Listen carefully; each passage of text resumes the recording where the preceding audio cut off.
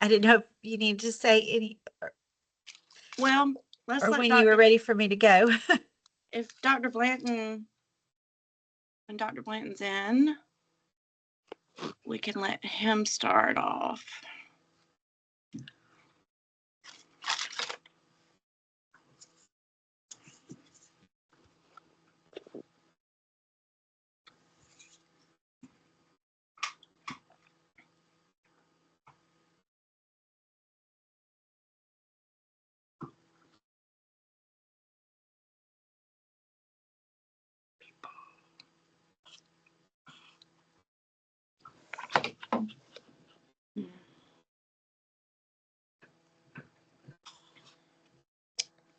Okay.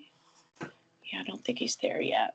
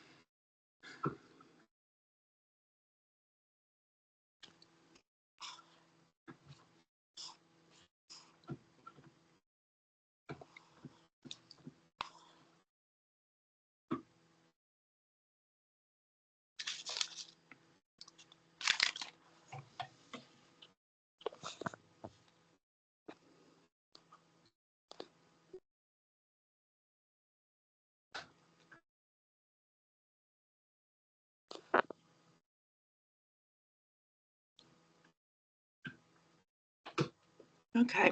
Well,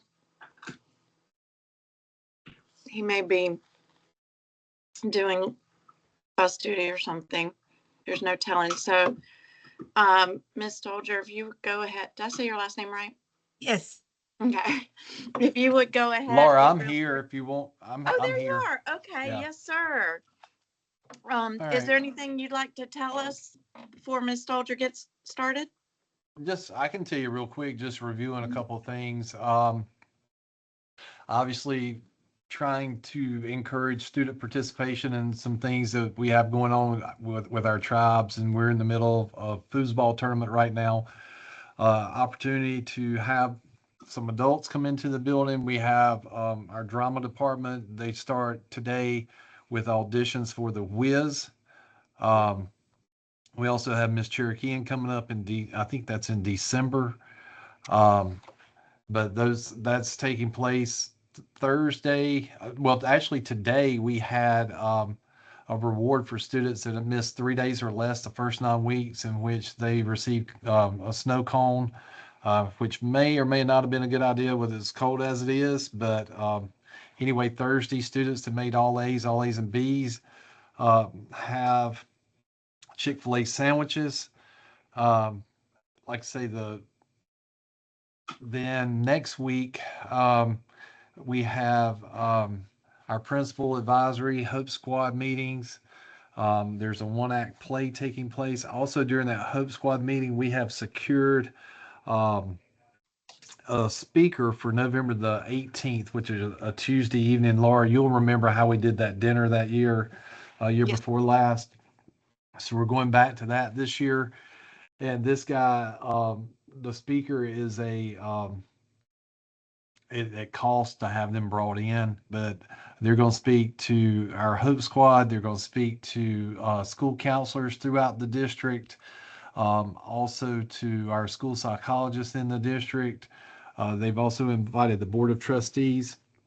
He is a paid speaker for talking about suicide and things like that. So just kind of an outreach program that we're doing with that as well. So also, I am going next week. I have a meeting at Macedonia Baptist Church, talking about how they can play a role in our school. It's also kind of setting like their um, vision of their church as well, but getting them involved with us.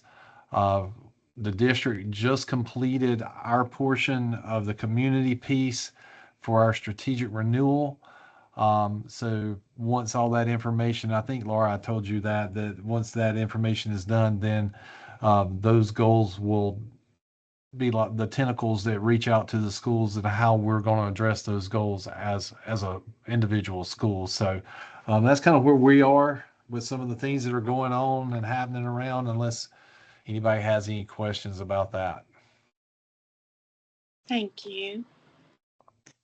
And we do an individual we do school-based goals. So the SIC goals will be probably aligned somewhat with those goals, is my understanding. Yeah, they should be. Yes. Okay. Well, we're going to have Ms. Stolger talk to us about what our instructional coaches are doing within the school with the teachers. So Christy, whenever you're ready. All right. Thank you so much. I'll share this presentation with you.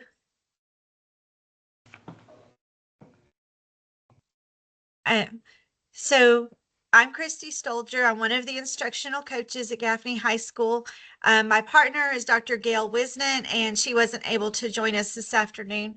But together we have over 50 years of experience in education, and this is our second year in this role at Gaffney High School. So as coaches, we work within the district's instructional vision, which is focused on standards-based instruction for every student every day. And of course, that's a vision that's shared by all of us, teachers, parents, everyone. So student-centered coaching, if you look at our instructional vision, it's on one side of in the Venn diagram. And it supports reflective practice, professional learning communities, classroom instruction. The model that we use is called student-centered coaching, so that every student every day experiences excellent teaching. So I'm going to give you a little quick overview of the main ways that we do that. So as instructional coaches, we have 7 core practices. The first one is to use coaching cycles, and then the other ones that you see listed there flow through those coaching cycles. That's the central part of what we do. So during coaching cycles, that's when we partner with teachers actually in their classrooms with the work that they do with their students. We also partner with Dr. Blayton as the instructional leader of the school, and we meet with him every Monday and talk about what's going on instructionally and plan for PD and that type of thing. In our role as instructional coaches, we do not evaluate teachers, but we support them in reaching their standards-based goals that they have for their students' learning. And we're available to work with any teachers who invite us into their classrooms. So a coaching cycle, we have full coaching cycles and mini coaching cycles. A full coaching cycle, we would work with a teacher to focus on the learning goal for an entire unit. So that might extend over multiple weeks as the students are working toward mastery of the standards for that unit. Now, since we have block scheduling here, sometimes the timeline is a little bit more compressed. It might not be 6 weeks because our units are not 6 weeks long. So our timeline's a little bit more compressed, but during that cycle, the coach will meet regularly with the teacher for planning and looking at student work and analyzing student progress. And we also, during that cycle, will co-teach in the classroom using strategies that we've planned together with the teacher. And a mini cycle would also follow that same process, but it would be much shorter. It's usually only a couple of lessons because it's going to focus on a smaller, just a learning intention or maybe even a behavioral goal in that class. So I really like this graphic because it kind of shows you how we plan, we teach, we assess, and then we continue on that loop as long as we're working in that cycle with that teacher. So coaching is for all teachers. It can be new teachers, it can be experienced teachers, because the focus is on student growth and learning. So even if you think about athletes, even the most elite athletes have a coach. And every teacher also deserves a coach.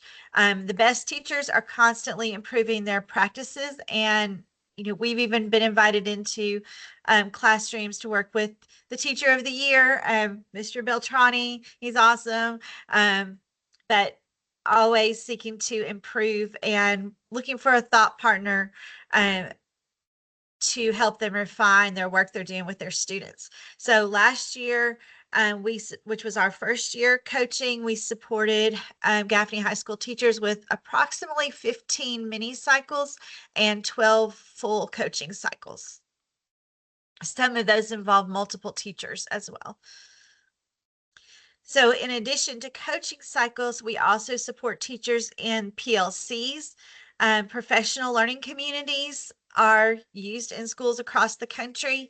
In our district, we're being trained in the PLC Plus model. A lot of our department heads have already been to that training. Gail and I have been to PLC Plus training, and we're going to have more training in that later this semester. So at Gaffney High School, PLCs meet after school weekly or every other week, depending on the PLC, and they're led by the department head. So there are only two of us who are coaches. So we're not able to attend every PLC meeting, but we do attend every week. And we are thought partners, and we also support the department heads as they're planning and leading their PLCs. We may plan with them. We may provide data analysis tools, high impact instructional strategies, and just help them work through what they're doing with their PLCs. And this is our second year implementing PLCs, and we're really seeing teachers embrace this process. It's definitely a growth process to refine that kind of working together with other teachers and not being just in our classrooms by ourselves. But we're really making strides with that. Many of the PLCs are now working on common assessments so that they're giving the same assessments to support their discussions of student growth. And some of the highlights that have happened so far this year: the U.S. History PLC has piloted a new data analysis protocol for the benchmark assessments that the district mandates. The English 2 PLC had a day of professional learning and data analysis that was focused on writing skills for our students. And next week, the biology and U.S. history PLCs will be meeting with their counterparts from Blacksburg High School for joint PLCs so that we can extend that professional learning and cooperation across the district.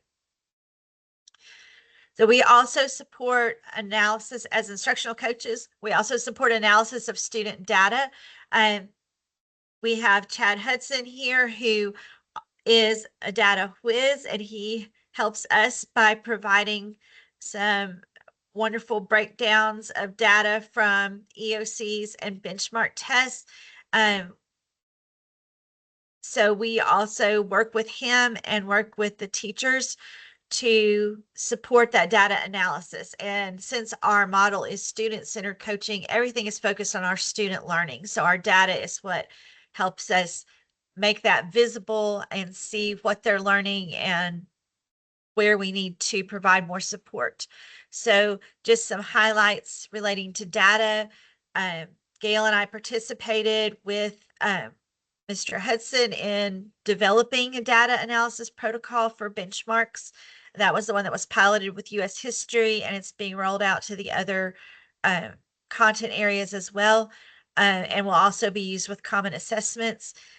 We help provide the teachers with data broken down by standards, so we're focusing on student mastery of the standards. Then we partner with the teachers to design instruction to choose highly effective strategies based on that data. And we also help coordinate some tutoring programs for students that are based on their benchmark scores. Another area of our responsibility as instructional coaches is professional development. So one of the ways we support excellent instruction and student growth is through the professional development that we offer. We work with Dr. Blanton to plan and deliver professional learning every month during teachers' planning periods and also as needed at other times.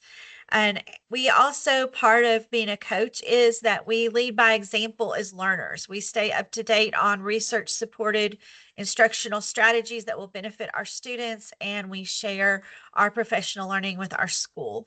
So some highlights so far this year, we have provided 13 hours of professional learning that's been offered to all teachers. We've planned and facilitated additional professional learning experiences for English 2 teachers and for the department heads and lead teachers in cooperation with Dr. Blanton. We are using, our district is using Teacher Clarity, which is a process for focusing on the standards and focusing our instruction around that. A lot of our professional development is focused around that. Gail and I attended the 2025 Teaching, Learning, and Coaching Conference in Phoenix, Arizona, which was specifically geared to instructional coaches to help us be more effective in our schools. And we regularly attend a lot of PD based on different content areas, based on our coaching practice, and based on data and effective use of data. So we do a lot of learning as part of our coaching practice. So that's a really quick overview. I thank you for letting me share what we do here. Do you have any questions I could answer?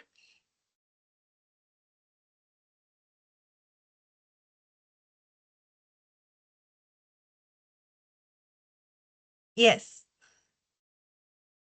Just a quick question as far as your professional development. I know you guys basically use those to develop instructional strategies that also is incorporated into the classroom. Is that correct? Yes. Okay. Also, quick question is, do you have any data that shows that this is working for the students? So we do look at in each coaching cycle that we do, we gather data, and we do look at were the instructional strategies that we were using with that teacher, did that have an impact on students' learning? So that's ultimately what we're looking for, is it's what we're doing impacting students' learning. And we also look at data through the PLCs. As far as data on our coaching practice specifically, we do surveys with teachers, and we sit down and reflect with teachers after a coaching cycle to get feedback on our impact. But ultimately, what we're looking at is the student data. Okay. Thank you for answering that. I have one last question. In regards to the tutoring programs, are the students grouped with just the teacher, or are they also grouped with peers, or both? The specific tutoring program that I was referencing is teacher led, but it would be a group of students being tutored. So it would be up to the tutoring teacher in that content area how they want to structure the tutoring. So hopefully there's some collaborative learning going on there, but it's not a peer tutoring program that we're organizing. Okay, thank you. And the tutoring would be based on the data from their benchmark tests. So with the benchmark tests, we get very detailed breakdown by standard, so it can be targeted to the specific students, what their needs are.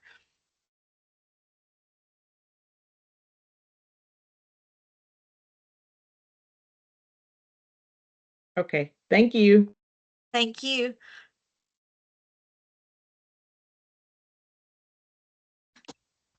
Okay, so have we answered all the questions? All right, then I think we can move on to Ms. Swanson with the Carolina Family Engagement Center. I sent some documents to everyone. I don't know if you're able to look at those, but I think she'll be referencing those documents. Uh-oh, I'm sorry, I'm trying to unshare.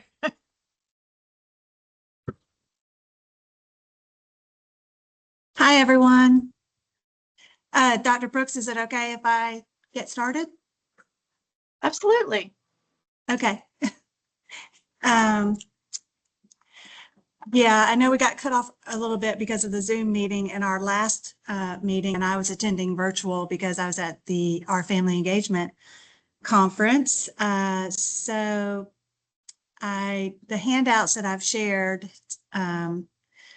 with you today go over that presentation that I did last month, kind of shows what we accomplished, what our school partnership with GHS, what we accomplished in our first year. We're now working on our second year, and there should be in that handout what we're set out to accomplish this year.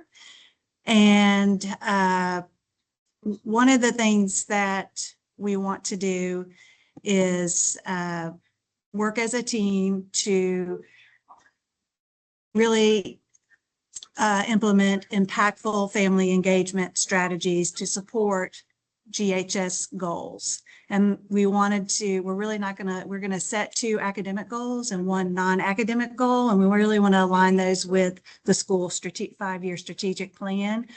So we'll wait until our next meeting to really dive in deep to those goals.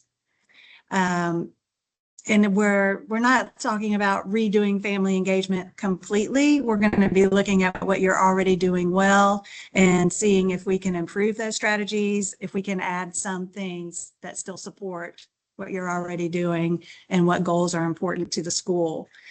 At the end of last year, we did identify a welcoming school strategy goal, which is part of the requirement for our school partnership. And that is the other handout that says the welcoming school strategy. And today I would like two things. I'd like to spend time just looking at that for a moment. Again, that was done at the end of the year in our last SIC meeting. I'd love a fresh perspective from this SIC team. Is there anything that we need to change, add, modify in any way? And if you're happy with it, or once we get to a point where we're happy with the welcoming school strategy goal, which is related to the parent powwow event for rising 9th graders when they visit the school in the spring, and see what all their elective and club options are. It's really the first opportunity for new parents coming to the high school. It's their first impression of the high school and of the educators in the high school. And so it's an opportunity to really do some strong messaging about about letting parents know how important they are to supporting their child's learning and development, and how it's a partnership in supporting their child's education. And the second thing I'd like to do is talk about our educator and family surveys that we do every year. We did them last year, and we'll need to do them again this year. Dr. Brooks, do you have a preference which one we do first? Not really, no. I was thinking though, whichever students are here, I know Jalen, I can see you.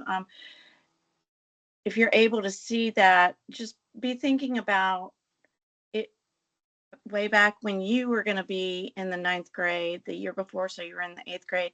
What would be good to see before you start in the 9th grade for that family night or that powwow night? Mm-hmm. Yeah, what would make you feel welcome? What would make your families feel welcome and included, and really excited about working with the new teachers and the new leaders in the new school?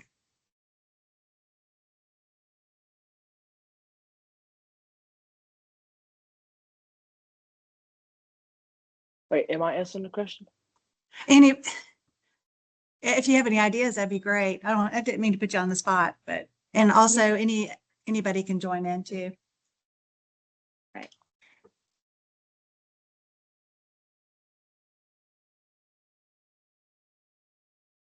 I wonder if they would want also the coaches there, because sports are such a big deal at Gaffney High. If some of the rising ninth graders would like to get to meet the coaches. Just an idea. I remember, Dr. Brooks, what the team said last year was that the event was held on the same night as the football orientation meeting. Oh, is that So, what it yeah, That's so it right. was kind of a coordination with sporting events because a lot of families were coming. That's right. Also that, At yeah. one point, we had an idea of doing this on arts night, but anyway, you're right. You're right, Brett. But anyway, you guys want to do it this year that's totally The up to problem, you. the problem with doing it on the fine arts night is that the auditorium is in use for band concerts and chorus concerts the entire time. So that would be problematic. But I think we did a good thing this past year with trying to tie it to multiple events so that we could get more involvement and more buy-in with it. But I think as I sit here thinking about Jalen sitting there contemplating what he was thinking, Jalen had the privilege that his middle school principal was going to be his principal when he came to high school. So he kind of knew a little bit what he was getting into with that, as did all the kids that came with me from the middle school. But there's a lot of trepidation from going from middle to high school. And Jalen, I mean, think about that. I remember when I was going from elementary to or to junior high back then, you'd hear rumors of this happening at the school and that happening. So as a student, what are the things that are said about Gaffney High School that are that are maybe true and maybe things that are not true? And I'll say this, Mr. Hudson, who is Christy referred to with our data and things like that. He used to be the principal at Limestone Central Elementary, and then he was the district testing coordinator and did all the data analysis for the district, and never really stepped foot into Gaffney High School other than coming for district observations. And he said, I can't believe what this school is versus what I thought it was. He said, because you'd hear all these stories, these horror stories about what Gaffney High is, and he said, it's not that at all. He said, I'm just so shocked by that. So, Jalen, from a student perspective, if anything you want to add to that. I mean, I feel like if we can actually like maybe do like during the summer, like we can have like a group gathering for like all the middle schoolers to like we can do Ewing one day or Gavin middle to one day, so they can actually come out. We may have like we can probably get like a food truck or something, a barbecue. Like the RTC can help that. Any clubs that need to get hours can help that as well too. And we can also have like all the club members leaders like Mrs. Hannah for student government, you for principal advisory and Hope Squad. Just trying to let kids know all the things they can do at Gaffney High, so it won't be as scary as just coming into a new school, hearing all these horror stories. And we can also tell them about tribe times and what we do during tribes, and all the options here, and like I squared and things like that. So that's what I think, because I didn't have that coming to the high school.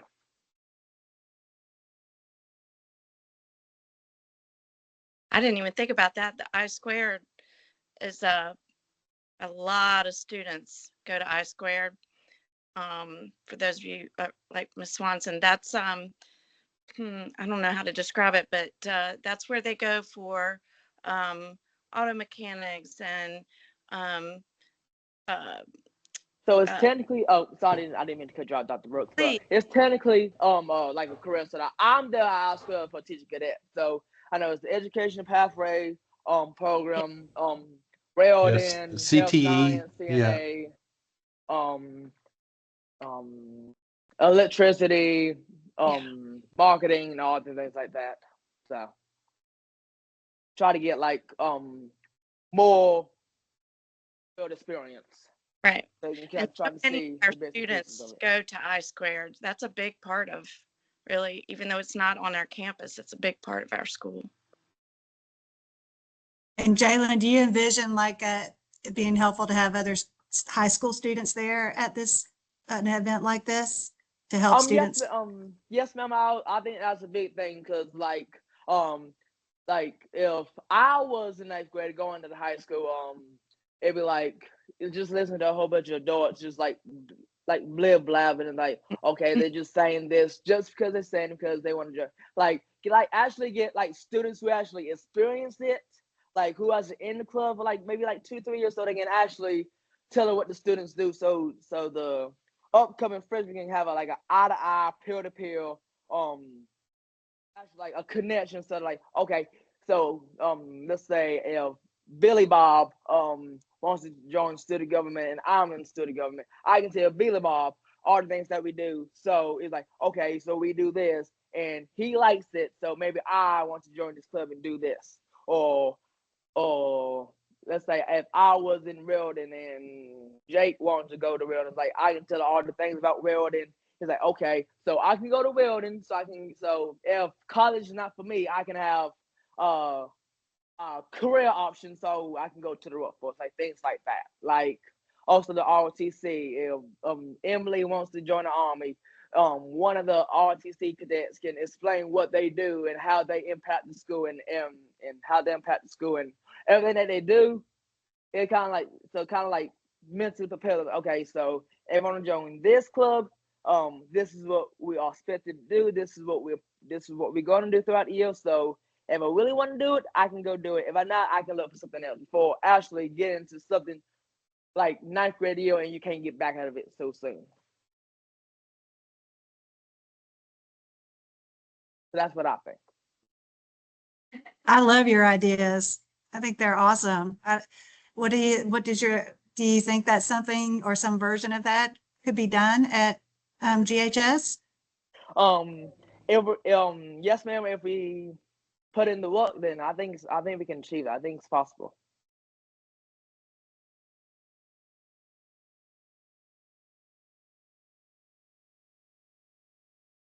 Yes. I had a hand up, so. So we did a little bit of that last year. We focused on athletics, I think, and fine arts in that meeting that we had. We had some different folks put on different activities, like there was a drama skit done, things like that.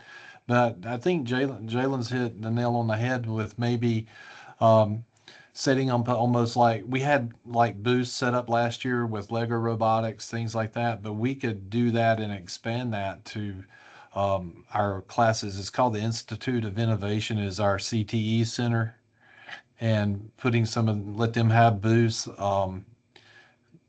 different, all kinds of different paths that students could possibly see to engage them here at the high school. And do you guys think, I love that idea. Do you think that students that are part of these programs would be willing to come that night and talk to rising ninth graders about it? Oh, absolutely, they would.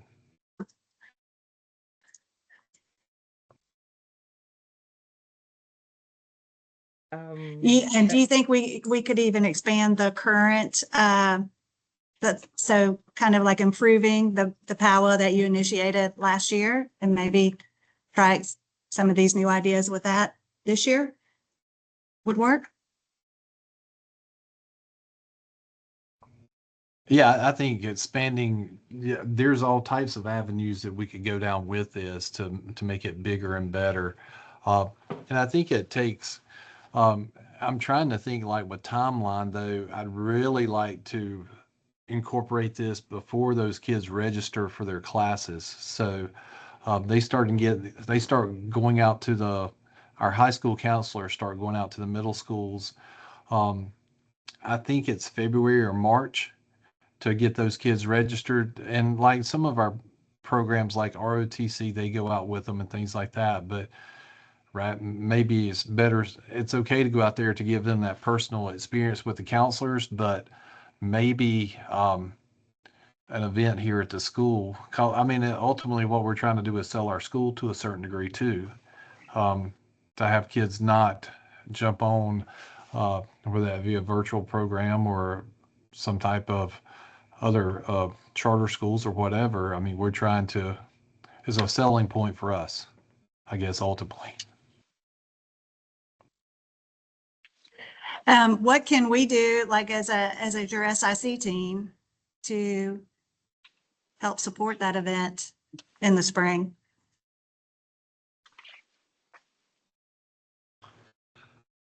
Well, personally, I believe that just like meetings like this, we're brainstorming, and I think I don't know that Jalen understands what he did, in opening up other avenues of things we haven't thought about or talked about, bringing it from that student perspective. But it's a great idea to make sure that, because everybody's not a sports kid and everybody's not a band kid, and we just need to make sure that we don't pigeonhole ourselves into just a certain area of students.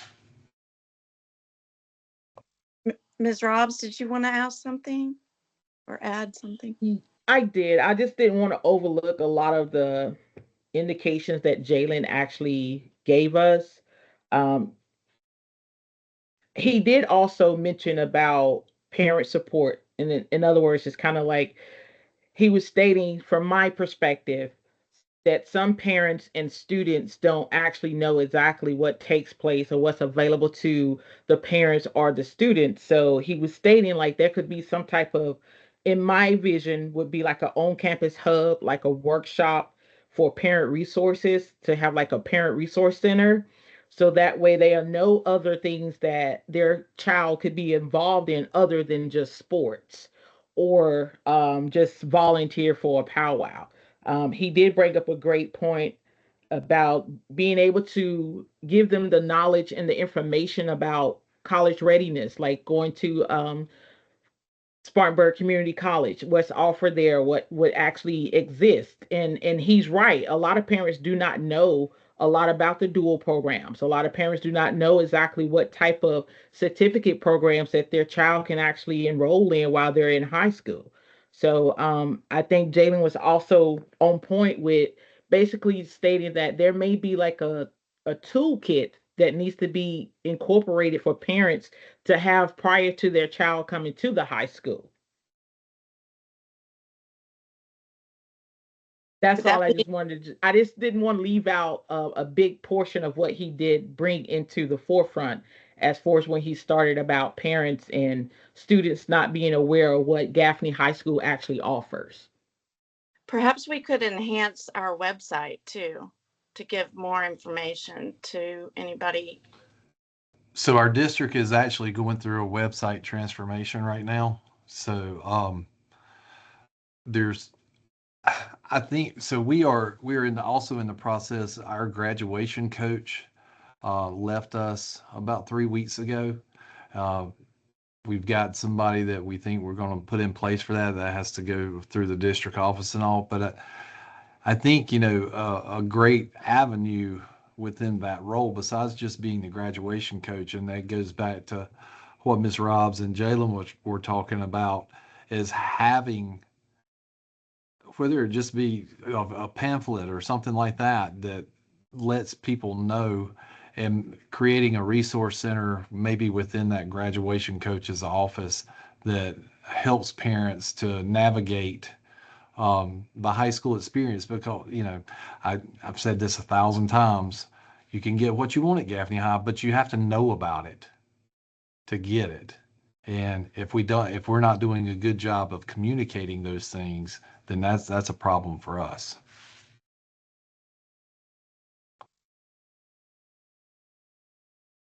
I kind of liked Jalen's hot dog idea too, because people will come. They're more So likely to come when there's food. so Jalen's been with me since sixth grade, and he knows how much money I'll spend at a drop of a hat. So that's just habit for Jalen. But this But no, this that's fine. sounds I'm okay with doing whatever brings that awareness. I don't mind. I said that jokingly, but I don't mind spending the money to make our school better, whatever that may include.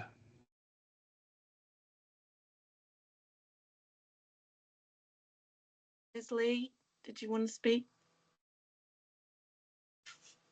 I can't hear you. Are you muted? I can't hear you either.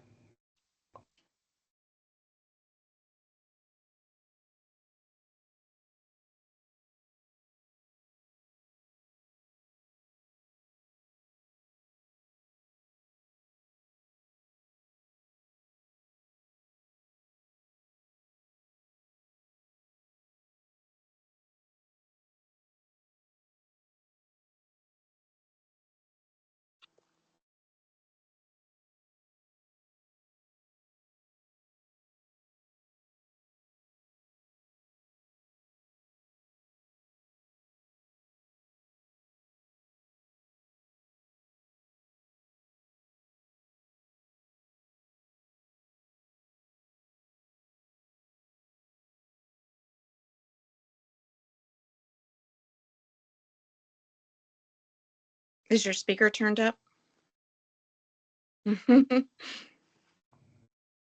Yolanda, if you want to text me, I will read the question out loud if you're having technical issues.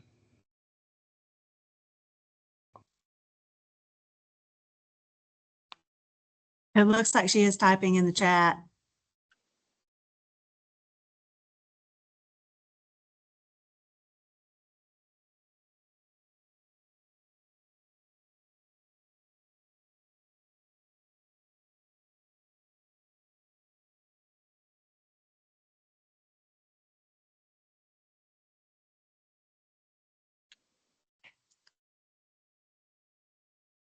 Looks like she wants us to move on maybe until she gets all the information in the chat.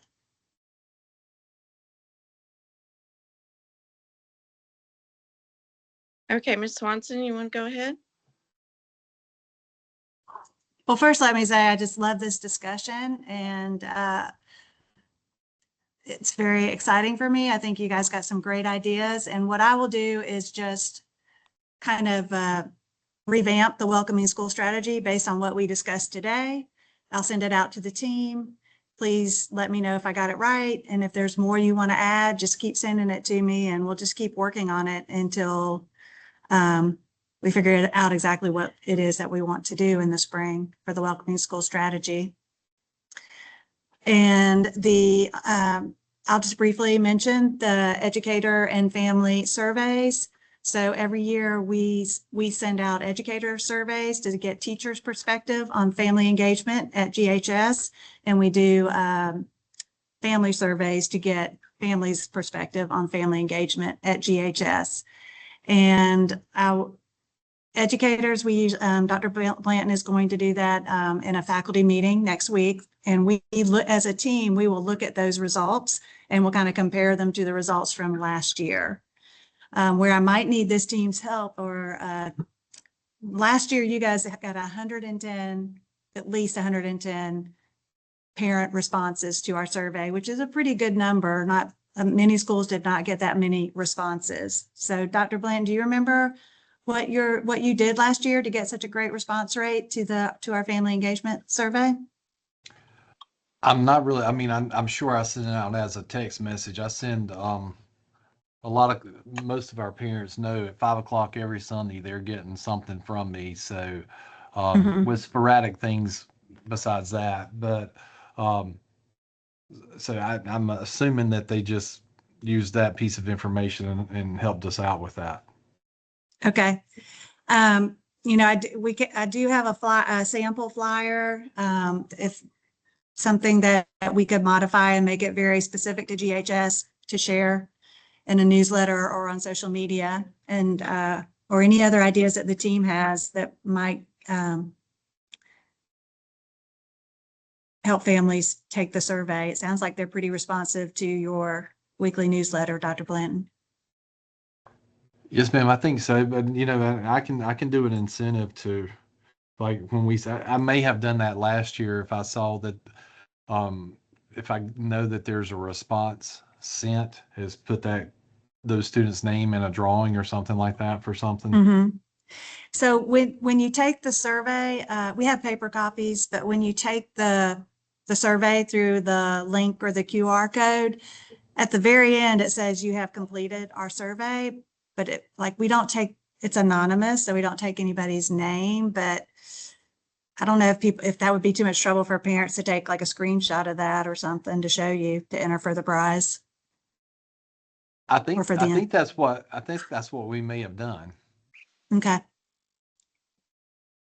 Well, that's wonderful. If you could do that, that would be great.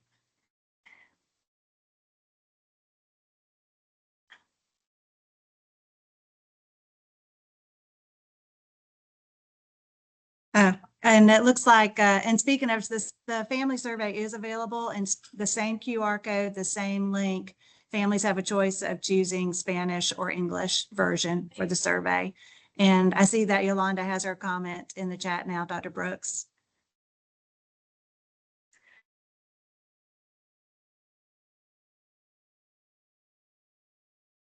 Sorry, I couldn't get back to myself. Yes, and I love that idea. An online catalog that that uh, that displays all kinds of information about, and she said in English and in Spanish, that tells about our different programs.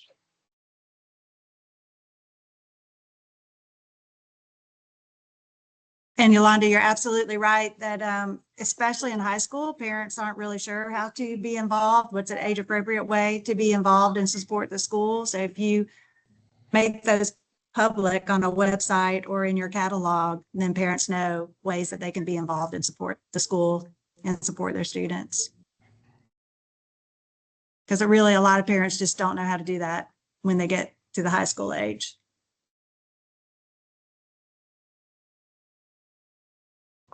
All of that seems doable. I think so too. So Ms. Swanson, was there anything else you No, needed that's to? really everything that I have, unless anybody has any questions. I don't have any questions. The only other thing I would say, Laura, one of the things that you put on the attachment was about SMART goals. And we have, like, I have SMART goals that we have to meet or that we're working towards as a school that are easily pulled, and we could use one or all of those. So I have to have 3 of those a year for the Excellent. state. Okay. Sounds That'd be good. great if we could look at that as a team and see how we could support it with family engagement strategies. I'll get that to Laura before our next meeting, and that way she'll have it to send out to everybody. And it looks like the next meeting will probably be November 18th, if that's okay with everybody, because we are out for the last week of November. Yay. All right. Well, if no, I mean, I guess we are done. Anybody else have anything? I would just have a question. It will be in person, the Oh, meeting? Or are we going to continue virtually? I think we can do both. I'll be there in person, and if it's more convenient for people to, I'll also send the link out. We'll do both. Perfect. Thank you. All right. Thank you, everybody, for being here, and thank you for what you're doing for our school. And we'll see you in about a month, a little bit less. All right. All right, Thanks. sounds good. Thank y'all. Thank Have a you. great day. You too. Bye, everyone.